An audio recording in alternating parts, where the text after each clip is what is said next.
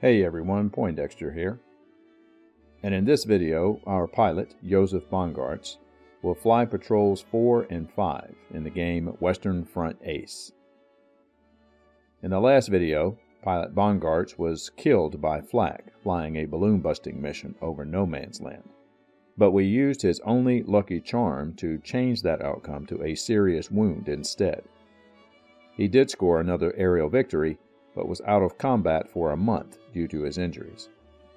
Upon his return in November 1916, he upgraded to the Albatross D2 and its high-level firepower, flying an offensive patrol in which he scored no victories. Before we continue pilot Bongartz's career, there is one correction that needs to be addressed. In the updated game errata, it states that a pilot only loses 1 sortie instead of 2 when upgrading to a new aircraft. So we'll update the pilot log in accordance with this clarification and update the number of patrols we'll be flying this month. Now, let's begin our 4th patrol by rolling on the mission assignment chart. And today we'll be flying a line patrol. This mission simply requires us to fly to no man's land and back again. We aren't required to engage in combat for mission success, only our arrival counts for credit, though we will attempt combat when favorable. We take off on our 4th patrol, and we roll for enemy encounters. It's a 4, and no encounter takes place. We move to friendly territory, and roll for an encounter again. It's an 8, and again we encounter no enemy aircraft. We move to no man's land and begin our line patrol. We roll for encounters. It's an 11, and we spot a 2-seater flying over the front. Hoping for an easy kill, we'll engage the Frenchman. The 2-seater is a Cauldron G6. We'll be using the left panel on the B10 2-seater chart for this combat. The Cauldron has a speed of 10, but no agility. The Cauldron has rear guns with a +1 modifier, meaning that we add an extra hit if the rear guns score damage on our scout. The Cauldron also has a rotary engine. Also notice the 2-seater has 2 engines, which is indicated on the B10 chart. We now roll for the starting orientation. It's a 10, and the enemy spots us first and starts with the advantage. As 2-seaters always fight defensively, we must roll to see if he manages to escape this encounter.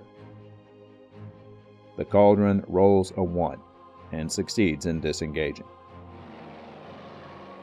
Frustrated, pilot Bongartz moves into friendly territory, and we roll for a possible encounter. It's a 7, no encounter. We move to the landing space and roll for our final encounter. It's a 6, and no enemy aircraft are spotted.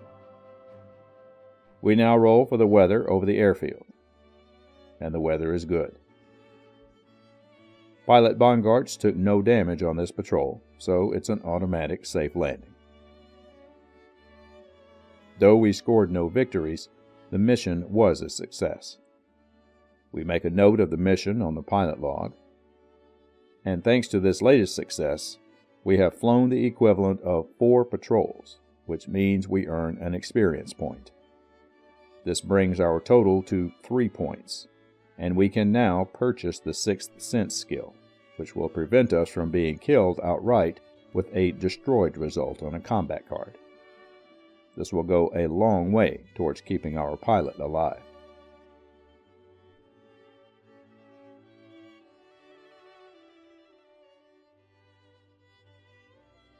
We begin our 5th patrol, which will be an offensive patrol. This will require us to fly to the enemy territory space and back again. As in our previous patrol, mission success dictates that we simply arrive in enemy territory. Let's hope we can score some victories along the way. We take off and roll for our first encounter. It's a 7, and no encounter takes place. We move into friendly territory and roll again. It's a 9, and we run into a flight of French scouts. The flight is made up of Spad 7s, a rugged fighter, more durable than our Albatross. We roll for starting orientation, and we begin the encounter head-on. We'll engage the French scout and use our reflexes to get off a first shot. Pilot Bongartz fires and scores 4 hits. 1 hit strikes canvas for no effect, but the other 3 all strike the starboard struts, greatly weakening them. The Spad fires back, but suffers a gun jam and causes no damage. We now roll for final initiative. The Spad has a speed of 11 and agility of 1 for a total of 12, which matches that of our Albatross. The Spad rolls a 5 and the Albatross a 1, a difference of 4 in favor of the enemy. The Spad gains 1 position, and we are now disadvantaged. The Spad will attempt to clear his jammed gun, and will perform the standard tight turn maneuver. According to the game errata, enemy pilots with jammed forward weapons will attempt to clear them if they have the opportunity. When dealing with jammed guns, we refer to the B4 aircraft damage listing chart. We roll a d6 die to see if the weapon remains jammed or is cleared. The Spad rolls a 6, which means the gun is permanently inoperative. From now on, the Spad will be completely defensive and attempt to leave this encounter whenever he can. Pilot Bongartz performs a tight turn, which improves his position by 1, and, temporarily, places him head-on to the wounded Spad. We now roll for final initiative. The Spad rolls a 4 and the Albatross a 5, a difference of 1 in our favor, so there is no change in position. We begin another combat round. Pilot Bongartz will attack and potentially scores 3 hits. The Spad performs a side loop and improves position by 1. We now apply the 3 hits to the Spad, and all 3 hits strike the starboard struts. The Spad's right wing collapses, and the Frenchman falls out of the sky. It is Josef Bongartz's 3rd victory. Our Albatross moves into no man's land, and we roll for an encounter. It's a 5, and we encounter more French scouts. This flight is made up of more Spad 7s, and we begin the combat head-on. We'll attack the Spad from this position and forego any defensive maneuvers for the moment, in the hopes our superior firepower will do critical damage. It will also force the Spad to engage us and keep him from pulling defensive maneuvers that could negate our hits. Pilot Bongartz fires and scores 4 hits, plus a crew injury. The tail, port strut, and landing gear are hit, with the 4th hit having no effect. The crew hit also has no effect since we've rolled a 9, which is an observer, a non-existent crew member. The Spad fires back, and the Frenchman's guns are jammed, which causes no hits. We roll for final initiative. Both scouts are evenly matched at 12. The Spad rolls a 2 and the Albatross a 3, a difference of 1 in our favor, which results in no change in position.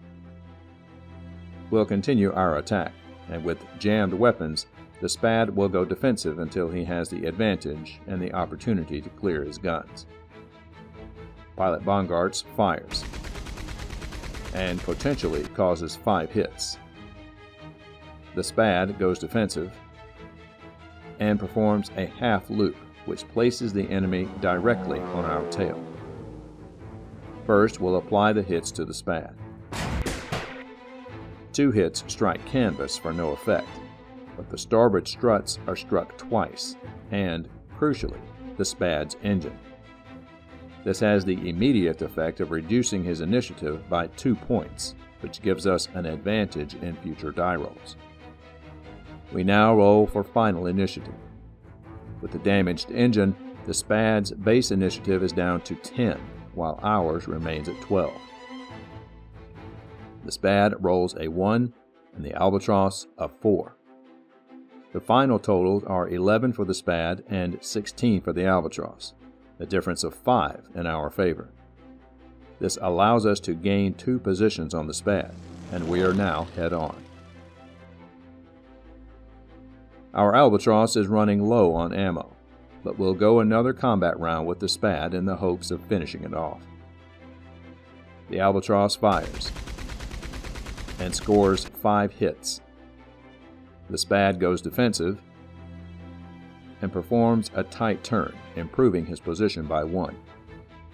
We apply the 5 hits to the SPAD.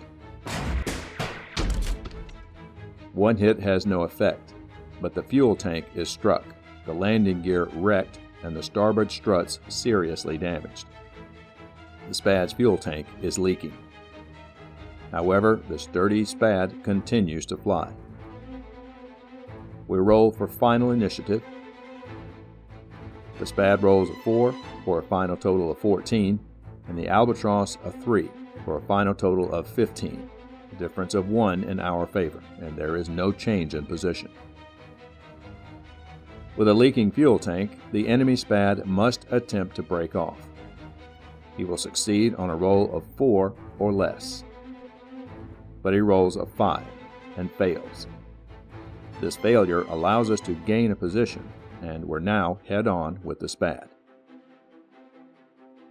We have 1 more ammo marker left, so let's hope this last shot will score enough hits to finally bring the SPAD down. Bongartz fires using the last of his ammo and scores 4 hits. The SPAD pulls a tight turn and improves his position by 1. We apply the 4 hits and fail to shoot down the Frenchman, only scoring a hit on the port struts, with the remaining 3 hits striking canvas for no effect. We now roll for final initiative. The SPAD rolls a 3 and the Albatross a 4. The final totals are 13 for the SPAD and 16 for the Albatross, a difference of 3 in our favor, and we gain a position, shifting back to head-on. With neither of the combatants having any offensive capability, both scouts mutually break off. However, there's still a chance for victory. We'll check to see if the SPAD crashes on its way home. We simply roll a D10 die to determine this. If we roll a 10, the SPAD will crash. However, we can modify this result. We add a +1 modifier if the engine is damaged, and for each system 1 point short of destruction. The SPAD does have a damaged engine, both wing struts are 1 point short of destruction, and the fuel tanks are leaking, so we add a +4 modifier to the die roll. Basically, we'll need to roll a 6 or higher for a successful crash. We roll a 9, and the SPAD does crash. However, we also need visual confirmation of the kill. To do this, we need to roll a 1 or 2 on a D6 die to receive credit for the victory. But we roll a 5 and do not receive credit for the kill. A tough break for our pilot. Though we did not make it into enemy territory, we still received credit for the mission as we engaged enemy aircraft on the way to our destination.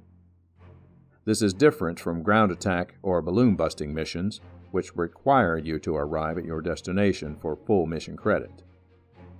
Since we're out of ammo, we'll head back to our airfield. We proceed into friendly territory and roll for encounters. And the skies remain clear of aircraft.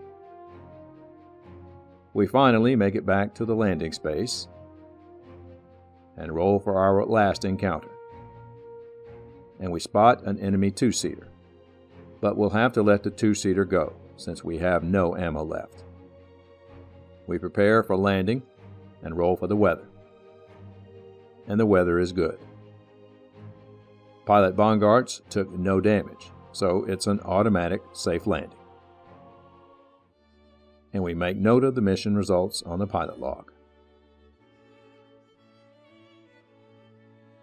With this last patrol, we've reached the end of November.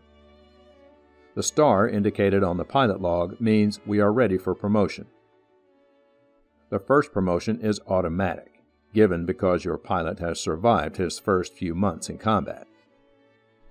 Second Lieutenant Bongartz is promoted to First Lieutenant, or Oberleutnant, and gains a prestige point. With this promotion, we now have the use of a wingman, which will add more tactical options in the battles to come. With that, we've reached the end of the video. Pilot Bongartz only scored one official victory over the course of 2 contact patrols, though he did score a second victory over a mortally wounded Spad, but it could not be confirmed, so he received no credit. He did gain the Sixth Sense skill, which will come in very handy and keep him alive a little bit longer. Also, he was promoted to First Lieutenant and will now have his own wingman going forward. The next patrols will be flown during a new month, and being newly promoted, Lieutenant Bongartz may be traveling to a new aerodrome. Thanks for watching, and we'll see you on the next patrol.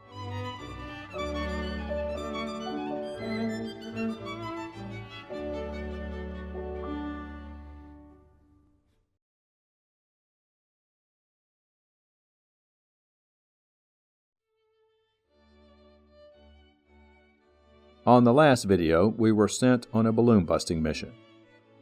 When we engaged the balloon over the front, we rolled for anti-aircraft fire before attacking, which is correct.